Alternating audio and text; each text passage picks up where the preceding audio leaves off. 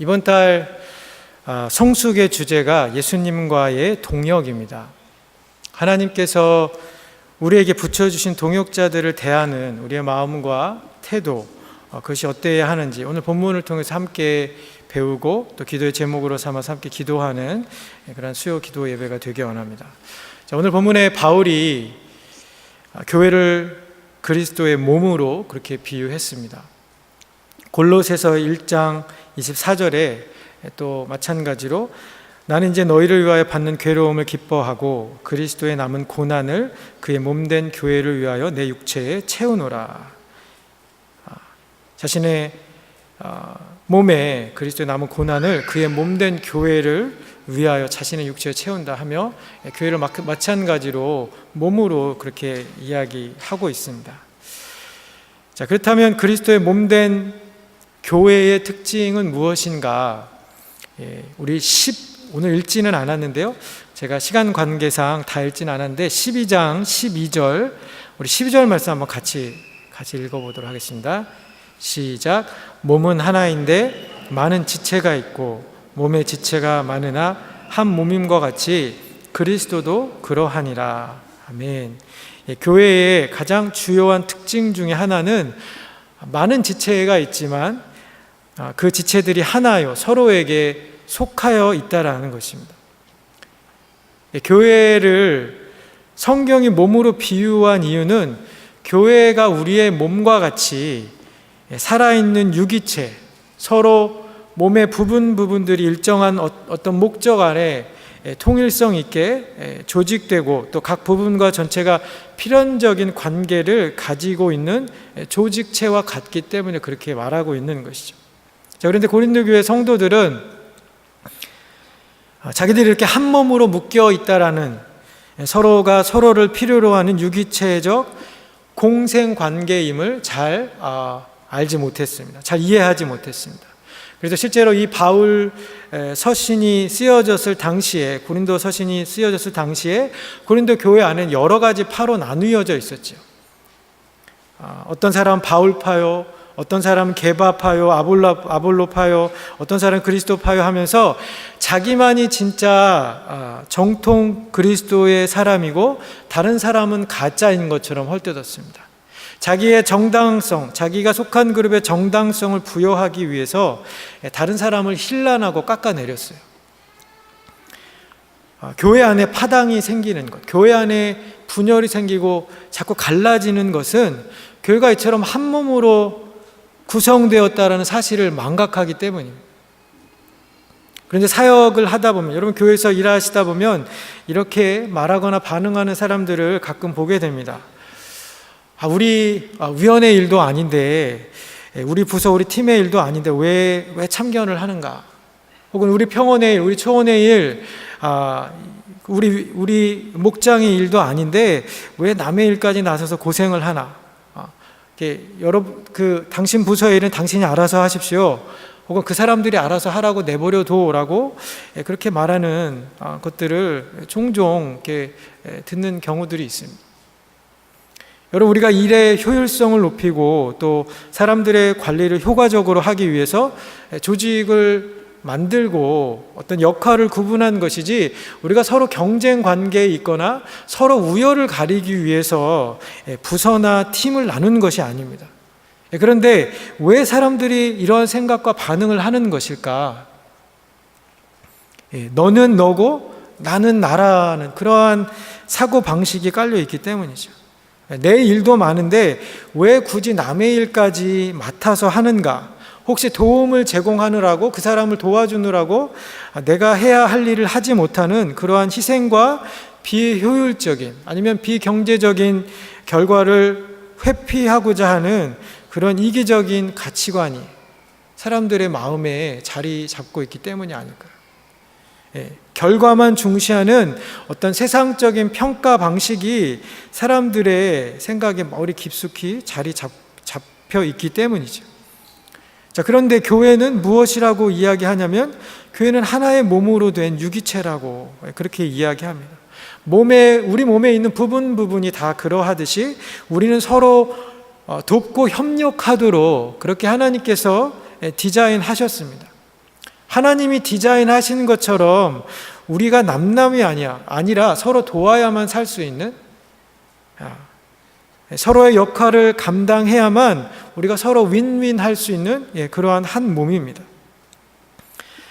오늘 12장 본문에 이렇게 파당을 나누고 남들을 시기하거나 더 탁월한 자기의 지위나 가치를 인정받기 원하는 사람들의 그 의식을 대변하는 구절들이 나와 있어요. 15절 말씀, 16절에 보면 이렇게 이야기합니다. 만일 발이 이르되 나는 손이 아니니 몸에 붙어있지 아니하였다.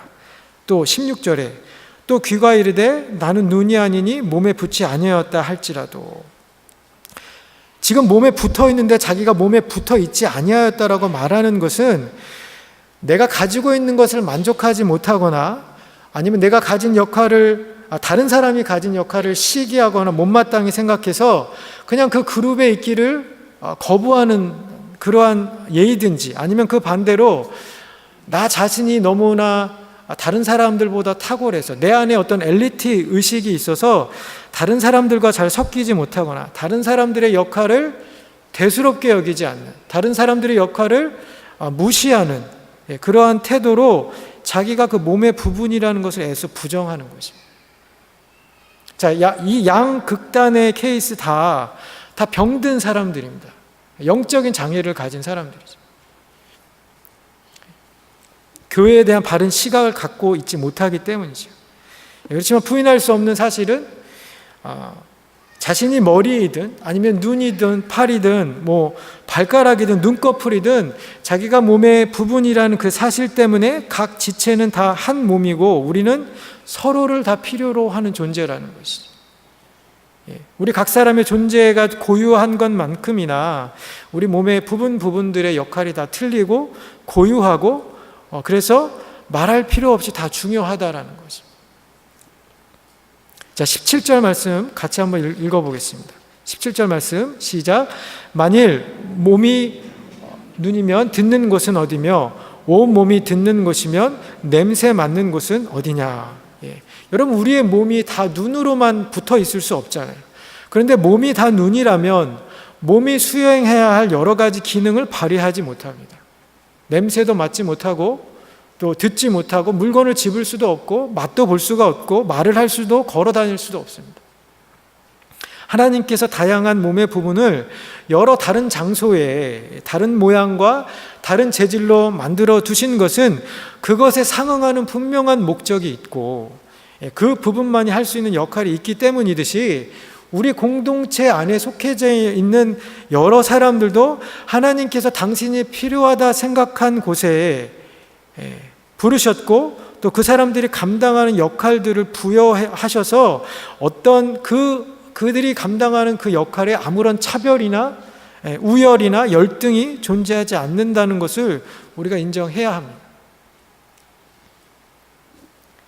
오늘 본문 13절에 보시면 바울이 이렇게 이야기하죠. 우리가 유대인이나 헬라인이나 종이나 자유인이나 다 한 성령으로 세례를 받아 한 몸이 되었고, 이 바깥에서 구분할 때는 사회적으로 아니면 경제적으로 혹은 인종적으로 구분과 차이가 있을 수는 있어도 이 공동체 안에 묶여진 사람들은 한 성령 안에서 난 가족된 우리들은 역할은 다르지만 우리들은 다 동일한 지위와 가치를 지닌 사람들이라는 것이죠. 목사 아니면 장로, 권사, 집사들만 중요한 것이 아니라 직분을 가지지 못한 그러한 평신도들도 하나님 앞에서 동일한 중요성과 위치를 가진다라는 것입니다. 사람들 앞에 많이 드러나는 여러 가지 사역들, 저처럼 이렇게 설교를 하는 목사라든가 아니면 지휘를 한다거나 찬양을 인도한다거나 교사로 섬기는 그런 사역만, 사람들 앞에 많이 드러나는 사역만이 가치 있고 중요한 것이 아니라 눈에 보이지 않는 자리에서 기도하는, 목사님을 위해서 기도하고 또 화장실을 청소하고 여러 교회 모임마다 주방에서 봉사하고 홈레스를 섬기고 새가족을 위해서 전화를 하고 또 자기가 가진 달란트를 사용해서 어떤 웹페이지 디자인을 한다든가 아니면 교회에서 쓸 의자를 만드는 그렇게 보이지 않는 곳에서 수고하는 사소하고 하찮아 보이는, 남들이 중요하다고 인정하지 않는 그러한 일들, 남들의 주의를 끌지 못하는 그런 사역들조차 하나님 앞에 중요하고 더 가치가 있고 소중한 것이죠. 자, 그런데 우리 18절에 같이 보겠습니다. 18절에 같이 한 목소리 읽을까요? 시작. 그러나 이제 하나님이 그 원하시는 대로 지체를 각각 몸에 두셨으니. 아멘. 지체를 지금 각각 그 몸에 두신 분이 누구라고요? 하나님이. 여러분, 우리가 각 지체의 역할을 중요시 여기고 공동체에 속한 모든 사람을 우리가 차별과 편견 없이, 그리고 교만함과 무시함과 시기함 없이 대해야 하는 이유는 나를 포함해서 다른 지체를 그 자리에 둔 것이 바로 하나님이시라는 것을 인정하기 때문이에요. 우리가 그것을 믿으면 그 어떠한 그 장소에서 일하는 사람의 일하는 방법이 내 마음에 안 들고, 혹은 그 사람의 사역의 질이 다른 사람보다 떨어지거나 내 기대에 미치지 못해도 우리가 인정하고 인내하고 받아들일 수 있게 됩니다. 물론 어떤 사람들은 정말 게으르고 책임감이 없어서 일을 못하는 게 아니라 안 하는 사람도 더러 있을 수 있습니다. 그렇지만 그런 사람을 정죄하고 판단하는 것은 하나님의 몫이고 하나님의 비즈니스이지, 같은 지체된 다른 지체가 할 결정할 몫이 아니라는 거죠. 하나님께서 그 자리에 두셨어요. 자, 21절 말씀에 이렇게 또 이야기합니다. 눈이 손더러 내가 너를 쓸데가 없다 하거나 또한 머리가 발더러 내가 너를 쓸데가 없다 하지 못하리라. 다른 형제 자매를 보면서, 다른 지체를 보면서 저 사람 참 별로 도움이 안 되는구나, 왜 저런 식으로 일하지, 왜 저렇게밖에 일을 못하지, 마음속으로 비판하거나 정죄하셨다면 우리가 말로 표현하지 않았어도 그 사람을 그 장소에 두신 하나님의 결정과 의도에 불순종하는 것입니다. 사역부서뿐만 아니라 목장 안에 마음에 들지 않는 사람, 혹은 마음에 안 드는 가정이 여러분이 속하여 있는 그런 목장에 나온다는 사실은 나를 성장시키고 단련시키기 위해서, 방금 읽은 이 18절 말씀처럼 주님이 원하시는 대로 그 자리에 두신 그 이유 때문에 그런 거예요. 그렇게 두신 하나님의 섭리이고 계획입니다. 자, 그런데 목장에 마음에 안 든다고, 어떤 사람이 마음에 안 든다고 안 나가거나, 같이 일하는 부서에 누가 마음에 들지 않는다고 회피하거나 혹은 정죄하거나 하는 것은 그 사람을 거기에 두신 하나님의 의도를 저버리거나 따르지 않는 교만함이 내 안에 있는 문제가 그것을 내가 먼저 해결해야 하는 거죠. 내가 달라지고 변화되지 않는 한, 여러분, 우리는 비슷한 문제를 만날 때마다 같은 씨름을 반복하고 거기에 시달릴 수밖에 없습니다. 오늘 말씀을 통해서 다시 한번 강조합니다. 교회는 한 몸된 유기체입니다. 각자를 이 교회로 부르시고 여러 사역의 장소에, 목장에 두신 분이 하나님이시고, 그래서 우리는 서로에게 속하여 있고 서로를 필요로 하며 서로의 존재를 인정하고 존중해야 합니다. 우리를 한 몸으로 묶어주신 그 하나님의 의도대로 각자에게 맡겨진 그 역할들을 충실히 감당하면서 우리가 서로를 귀히 여기고 또 서로 사랑하는 저와 여러분이 되기를 예수님의 이름으로 축원합니다. 자, 오늘 두 번째 이 기록된 예수님의 몸된 교회의 중요한 또 다른 특징은 약한 지체가 몸에 더 중요하다라는 거예요. 그래서 우리는 연약한 지체들을 더 귀히 여길 줄 알아야 됩니다. 자, 오늘 본문 12장 22절로 23절 말씀 같이 한번 읽겠습니다. 22절과 23절 같이 읽겠습니다. 시작. 그뿐 아니라 더 약하게 보이는 몸의 지체가 도리어 요긴하고 우리가 몸에 덜 귀히 여기는 그것들을 더욱 귀한 것들로 입혀주며 우리의 아름답지 못한 지체는 더욱 아름다운 것을 얻느니라. 그런즉 아멘. 자, 여러분, 세상은 강하고 능력 있고 또 일을 잘하는 사람을 선호하고 그런 사람들만 칭찬합니다.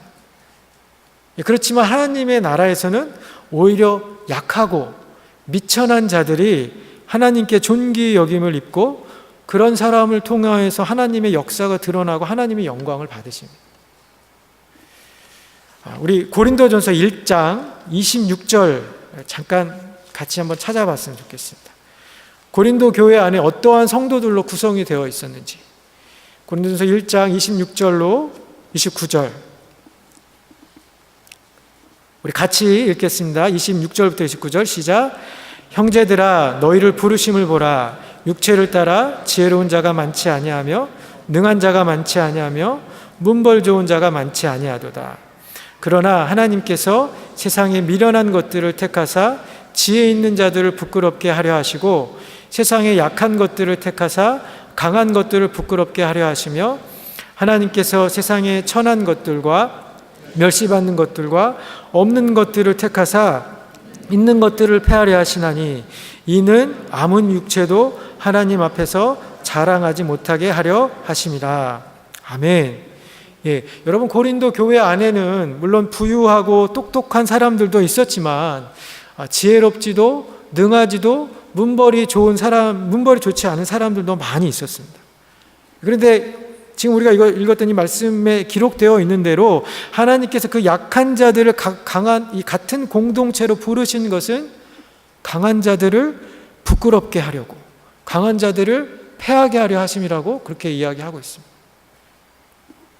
강하고 능력 있는 사람들을 겸손하게 하고 오히려 하나님의 살아계심을 경험하도록 만드는 사람이 바로 연약한 사람들이라는 거예요.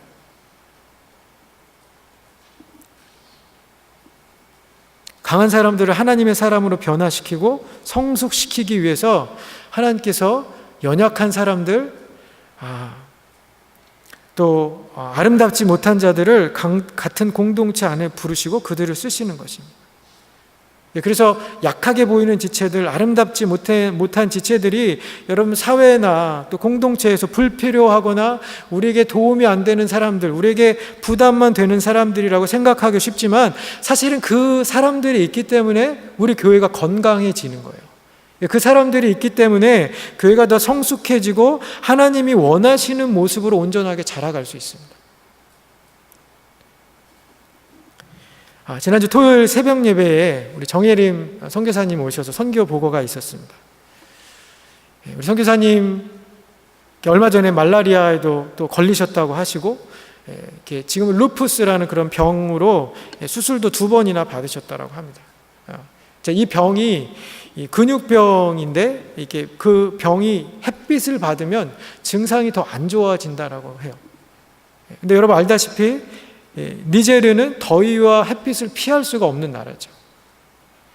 그 아프고 연약한 몸으로 어린 나이에 결혼 지참금을 받고 팔려가는 그 미래가 없는 여자 그 아이들, 어린 아이들을 위한 학교를 만들겠다고 하나님께서 주신 마음을 믿고 나가면서 순종했더니 그 학교가 세워져 가고 있습니다.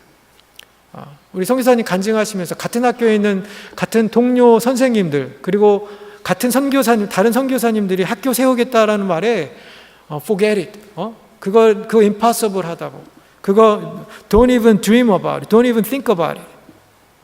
그 사람들이 이렇게 냉소적으로 같은 믿는 사람들이지만 그렇게 반응했다라고 이야기하셨어요.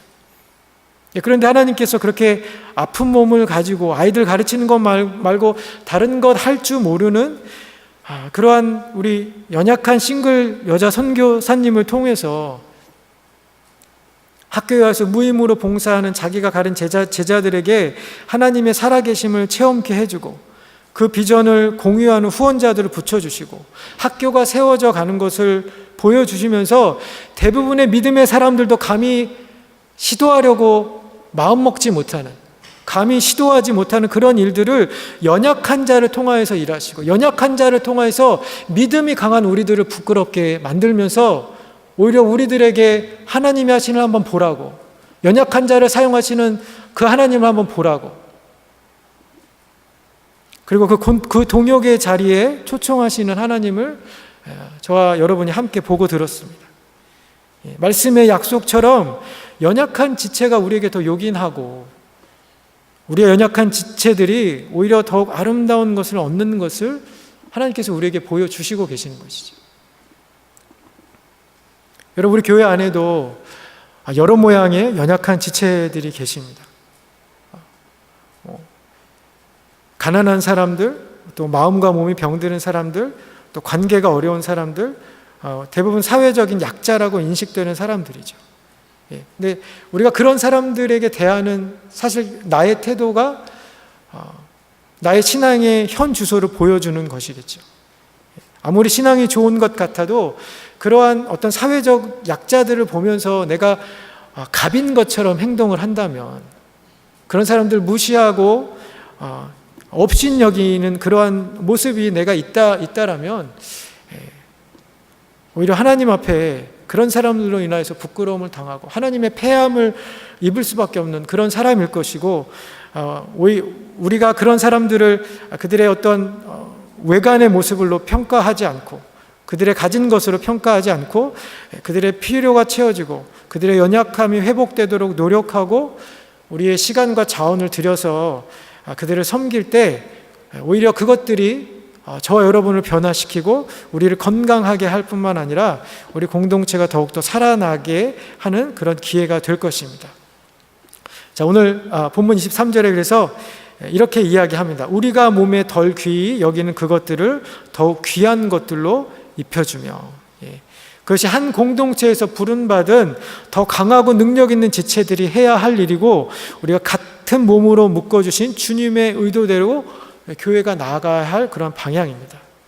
우리 많은 성도님들이 인정받고 칭찬받고 주목받는 자리에만 나아가는 것이 아니라 오히려 연약한 자들을 돕고 그들을 더 귀한 것들로 입혀주는 일들에 함께 참여하면서 우리 예수님과 동역하는, 그 동역의 자리에 함께 나아가는 귀한 임마누엘 교회 우리 성도님들 다 되시기를 예수님의 이름으로 축원드립니다.